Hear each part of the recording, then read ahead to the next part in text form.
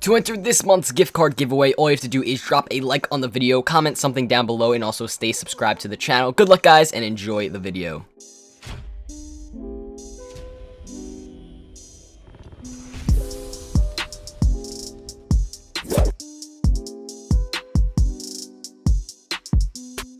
Yo, what is going on, guys? My name is RaidAway. Welcome back to the channel. Today, what I got for you guys is, of course, another Call of Duty Infinite Warfare video. Now, today, what I want to talk about is the brand new hotfix that just went live for PlayStation 4 and Xbox One. Are leaderboards in the game? Are they finally in the game? Nope, they're not in the game. So, if you just wanted to hear if leaderboards were in the game, you could just click off the video. Go right ahead. I won't feel insulted. I'm just joking, guys. Don't click off the video. In fact, drop a like if you enjoy. Also, subscribe to the channel if you guys are brand new. We're on our way to 100,000 subscribers. And yeah, man, with that being said, let's jump right into it. So two things I want to, just say right off the bat. Of course, actually three things. One, I will link the Charlie Intel article down below. So if you guys want to read the patch notes and read along with me, I'll link the article and, the direct link to the patch notes so you guys can read along, as well as two more things. So one, Double XP is now live for the weekend. I believe it ends Monday. So if you want to, go on right now, get some Double XP, also level up a little bit quicker. And if you have any Mark II variants, 15% more XP each kill, so you're leveling up a lot faster.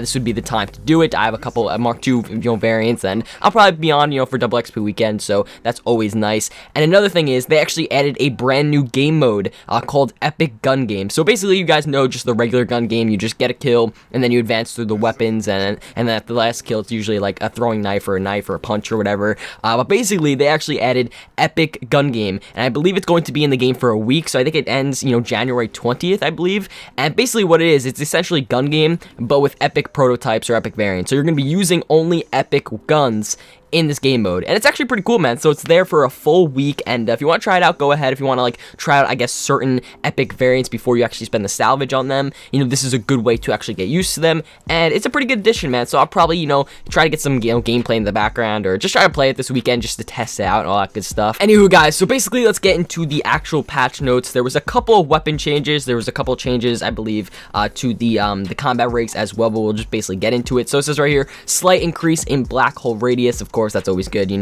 trying to get sucked in those black hole radiuses. Yeah, that's always good. But it says right here, players who deploy a black hole will receive assist if enemy is killed while being pulled in. Players receive assist if the enemy seeker grenade is tracking is killed. So I actually hate those seeker grenades. They are so freaking annoying, and I always found myself dying from them. But yeah, I guess they're updating them. That's terrible. Anyway, moving on here, we have increase to micro turret health, ammunition, and fire rate. So if you use the turret, has increased health, ammunition, fire rate, I guess, whatever. Anyway, infected, maybe you guys play infected. It says right here, if a player waits to spawn in to avoid being the first infected, they'll be forced to infected. So that's actually pretty funny. So if you're trying to bypass the infected kind of thing, you'll actually be forced to be infected. So that's pretty interesting. And then we have a couple of more infected things you guys can read there. For gun game, it actually says increase the throwing distance of the bio spike. So like I said, the last thing is usually like a throwing knife or a bio spike and whatnot. So they increase the distance, which is actually pretty nice. And also kills/deaths are no longer stored after a match, so KD is not affected. So KD will not be affected within gun game. That's pretty interesting, man, because I know a lot of people would actually just dominate in gun game, get a high KD, and now it's not even going to affect your KD at all. But I guess KD doesn't even really matter because, they're not going to add, leaderboards into the game yet, so that's always freaking fun, whatever, man. Anywho, they actually added a mission team option in the lobby, so players can change mission teams without leaving a lobby. That's actually really good, because I know, if I wanted to just quickly change my mission team and work towards another mission team, I would always have to, back out of the lobby and all that good stuff. So now they added an option where you can just change your mission team in the current lobby you're in, which is actually really nice. Also, they fixed some, glitches and bugs right here. There was one bug where if you called in a score streak while you were trying to capture a hard point, it wouldn't count. So now they actually fixed that, and they just fixed a couple other sort of issues and whatnot, which is really nice. Anywho, it says right here, kill cams can now show traits, tacticals, and lethals, which is good. So every time you get a kill cam, you can see, what trait, tactical, and lethal they're using. I know they didn't show that before, and yeah, now they're actually showing that. Next thing they says right here is reduce recoil of the wreck when zoomed in using the VMC. So I believe the VMC is sort of a sight, like an optic sight. So now you actually reduce the recoil of the wreck when you're using that. So maybe maybe you could try that out. Maybe it has some pretty good recoil. I'm not even sure. I actually have never used that sight before, so I actually have no clue. Next thing here is slight increase to quick draw speed with snipers. So that's really, really good. So if you have quick draw on your snipers, I know I just got the Big Brother Mark II, so I definitely want to try sniping out this weekend.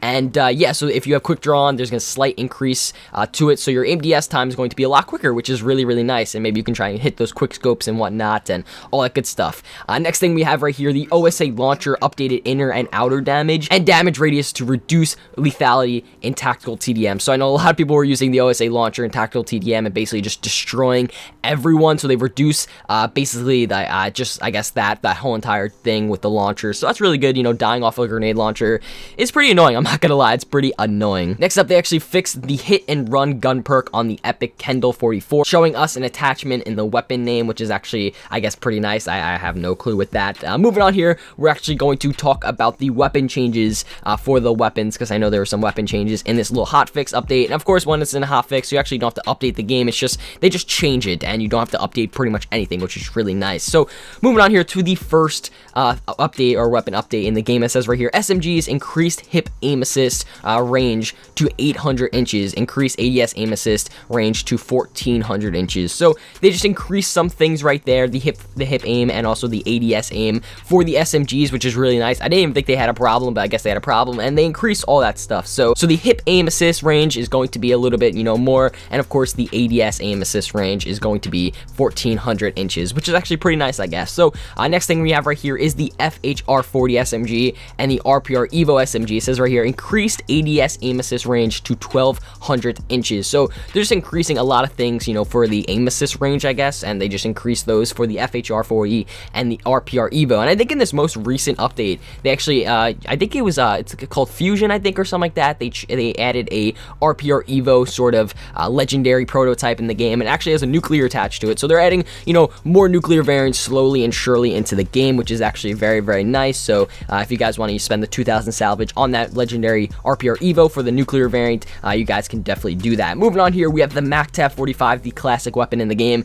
increased ADS aim assist range to 1500 inches. So once again, just increasing the ADS kind of aim assist range and all that good stuff for the SMGs. And right here we have the MACTAV 45, which is a classic weapon in the game.